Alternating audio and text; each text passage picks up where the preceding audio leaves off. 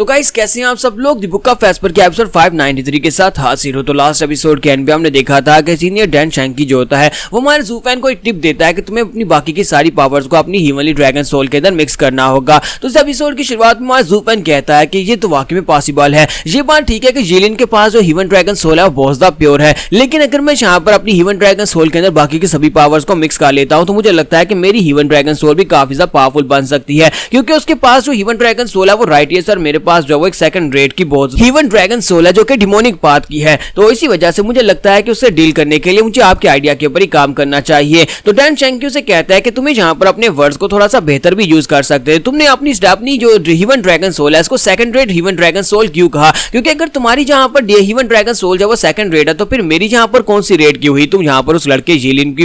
Heaven dragon soul को बहुत ज्यादा प्योर कह रहे हो, लेकिन मुझे लगता है कि तुम्हें यहाँ पर इस तरह से सोचने की जरूरत नहीं है। तुम बस इसको यहाँ पर इवोल्यूशन कह सकते हो, यानी कि यहाँ पर तुम्हें इसे इवॉल्व करना होगा। तुम्हें क्या लगता है कि हीवन ड्रैगन सोल जो है वो हीवन ड्रैगन सोल ही रहेगी सारी जिंदगी, तुम उसको एक ही तरह से यूज करते रहोगे, लेकिन अगर तुम उसको और ज्यादा स्ट्रॉन्गर बनाना चाहते हो तो उसके लिए तुम्हें यहाँ पर उसे इवॉल्व करना पड़ेगा और उसके लिए तुम्हें यहाँ पर अपनी सारी पावर्स को उसके अंदर मर्ज करना पड़ेगा, क्योंकि असल में यहाँ पर हीवन ड्रैगन सोल स्ट्रॉन्गर नहीं है बल्कि उसे यूज करने वाला बंदा स्ट्रॉन्गर होता है। तुम्हारा ज़ूफेन इसकी बात सुनने के बाद सोच रहा होता है ये बात तो वाकई में सच है, क्योंकि जब मैं यहाँ पर सेक्रेट डोमेन में रहता था वहां पर 9 सेरेंटीज और 10 एम्परर्स थे, यहाँ तक कि मैं खुद डिमोनिक एम्परर था जो बहुत ज्यादा पावरफुल था। इसका मतलब यह है कि ये सेक्रेट बीस्ट जो है ये सारे के सारे इतने पावरफुल नहीं है जितने कि यहाँ पर सोवरियन और एम्परर्स जो थे वो पावरफुल थे, यानी कि इंसान पावरफुल होता है उसकी पावर्स और टेक्निक्स जो होती हैं उसे पावरफुल बनाने के लिए होती हैं, और यहाँ पर हम उन पावर्स और टेक्निक्स को आपस में मर्ज करके उससे और भी ज्यादा पावरफुल टेक्निक्स बना सकते हैं। तुम्हारा ज़ूफेन उसे कहता है कि सीनियर आपका बहुत बहुत शुक्रिया मुझे यहाँ पर एनलाइटमेंट देने के लिए। तो सीनियर उसे कहता है कि मुझे लगता है कि तुम्हारा टैलेंट है जो तुम मेरी बात को इतनी आसानी के साथ समझ गए। उम्मीद करता हूँ कि 3 दिन के बाद तुम यहाँ पर कोई मिरेकल क्रिएट करोगे,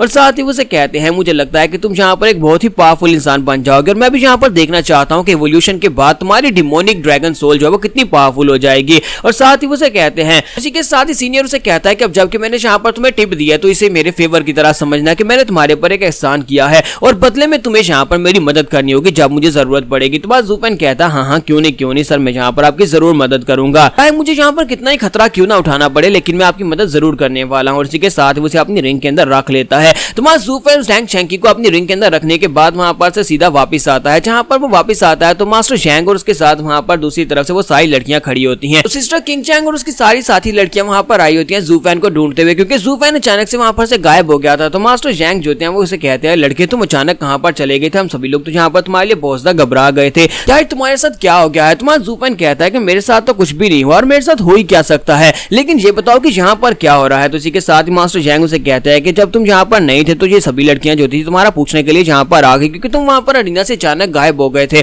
और तुम्हें और सभी को पता है कि 3 दिन के बाद तुम्हारी फाइट एक मॉन्स्टर लड़के के साथ होने वाली है। तो हम सभी लोग यही सोच रहे थे कहीं तुम पहले यहाँ पर उस लड़के से फाइट करने के लिए तो नहीं चले गए, या फिर वो लड़का कहीं पर तुम्हें उठाकर ले गया और तुम दोनों वहां पर जाकर फाइट कर रहे हो। इसी वजह से ये लड़कियां तुम्हारे लिए बहुत ज्यादा परेशान हो गई थी और यहाँ पर तुमसे मिलने के लिए आई है और तुम्हारा पूछने के लिए आई थी। तो वो साथ ही उसे कहता है कि ज़ूफेन तुम तो वाकई में एक मॉन्स्टर हो, तुमने यहाँ पर बहुत सारी लड़कियों को अपना दीवाना बना रखा है, देखो तो जरा यहाँ पर कितनी सारी लड़कियां तुम्हारे लिए इकट्ठी हुई हैं। तो सिस्टर रूहुआ उसे कहती है कि वेनरेबल प्लीज यहाँ पर आप सीरियसली बात करिए, आप यहाँ पर हमारे सामने इस तरह की इंसल्टिंग बात कैसे कर सकते हैं? हम लोग तो सिर्फ और सिर्फ सिस्टर किंगचैंग के साथ यहाँ पर आए हैं, हमारा इस लड़के के साथ कोई ताल्लुक नहीं और ना ही हम लोग यहाँ पर इसकी कोई दीवानी है। और इसी के साथ ही किंगचैंग आगे बढ़ती है और उसे कहते हैं कि जीलिन वाकई में बहुत ज्यादा एबनॉर्मल है और मुझे लगता है कि वो तुमसे स्ट्रॉन्गर भी हो सकता है, तो क्या तुम उससे फाइट करने वाले हो? तुम्हारा ज़ूफेन कहता है कि हाँ मैं यहाँ पर उसे फाइट करूंगा, क्या तुम्हें लगता है कि मैं इस फाइट को जीत सकता हूँ? तो वो उसे कहती है कि हाँ मुझे लगता है कि तुम जीत सकते हो, जबकि हमारा ज़ूफेन जो होता है वो पूरी तरह से कॉन्फिडेंट नहीं होता और उसे कहता है कि मैं तुम्हें सच्ची बताऊं तो मैं यहाँ पर इसमें कॉन्फिडेंट नहीं हूँ कि मैं इस फाइट को जीत पाऊंगा। तो सिस्टर किंगचैंग उसे कहती है वो क्यों? मुझे ये बताओ कि आखिर तुम्हारे अंदर यहाँ पर कॉन्फिडेंस की कमी क्यों आई है कि तुम उसको नहीं हरा सकते? इसी के साथ ही किंगचैंग फिर से सवाल पूछता है कि मुझे एक बात बताओ, क्या तुम वाकई में इससे फाइट करना चाहते हो? क्या तुम यहाँ पर अपने दिल की गहराई से फाइट नहीं करना चाहते? तुम्हारा ज़ूफेन उसे कहता है कि हाँ मैं यहाँ पर उसे फाइट करना चाहता हूँ, चाहे जो भी हो, ये एक ऑब्स्टेकल है जिसे मुझे ओवरकम करना ही होगा, क्योंकि आज से पहले यहाँ पर कोई भी ऐसा ओपोनेंट नहीं था जिससे मैं फाइट करके इस तरह महसूस कर सकूं, तो ये मुझे लगता है मेरी किस्मत में है। तो इसी के साथ ही हमारी किंगचैंग उसे कहती है अगर ऐसी बात है तो फिर ठीक है, तुम इस फाइट को पक्का जीतोगे। तुम्हारा ज़ूफेन उसे एक झटका लगता है कि यहाँ पर इसे मेरे पर पूरा भरोसा है, तो फिर मैं यहाँ पर क्यों अपना कॉन्फिडेंस खो रहा हूँ। और इसी के साथ ही किंगचैंग अपनी लड़कियों से कहती है चलो यहाँ पर से चलते हैं, बटलर ज़ूफेन को यहाँ पर अपने मैच की तैयारी करनी है, 3 दिन के बाद बहुत ही टफ बैटल होने वाली है। और वो लड़कियां वहां पर से चली जाती हैं। तो जाते हुए हमारी प्रिंसेस जो होती है वो उससे पूछती है सिस्टर किंगचैंग तुमने बस उससे यहाँ पर इतना ही क्यों पूछा और इसके अलावा तुमने तुमने उसे यहाँ पर ये क्यों कहा कि उसे फाइट करनी चाहिए, क्योंकि जब अगर यहाँ पर ऐसी बात है तो फिर तुम्हें उसे कहना चाहिए था कि वो फाइट ना करे, क्योंकि तुम दोनों के बीच में कुछ ऐसा चल रहा है कि जिससे कि तुम दोनों एक दूसरे की बातों को ही समझ जाते हो। तो वो कहती है नहीं, हम दोनों के बीच में ऐसा कुछ भी नहीं चल रहा, मैं तो बस यहाँ पर उसको सपोर्ट करने के लिए आई थी और इसी वजह से मैंने बस आकर उससे दो चार बातें की और मैं यहाँ पर यही जानना चाहती थी क्या वो यहाँ पर दिल से इस फाइट को करना चाहता है या नहीं। तो वो दोनों लड़कियां जो होती हैं वो एक दूसरे की तरफ देखती हैं और सोच रही होती हैं, लगता है कि इन दोनों के बीच में जो रिलेशनशिप है वो इतना ज्यादा बढ़ चुका है कि दोनों एक दूसरे की बातों को ही समझ सकते हैं। और दूसरी तरफ हमारे ज़ूफेन का सीन दिखाता है कि मास्टर जैंग जो होते हैं वो भी इस फाइट को लेकर काफी ज्यादा कंसर्न होते हैं। वो ज़ूफेन से कहता है कि तुमने उस लड़की से कहा कि तुम फाइट करने वाले हो, तुम यहाँ पर फाइट की तैयारी भी करोगी, क्या तुम वाकई में यहाँ पर फाइट करने वाले हो?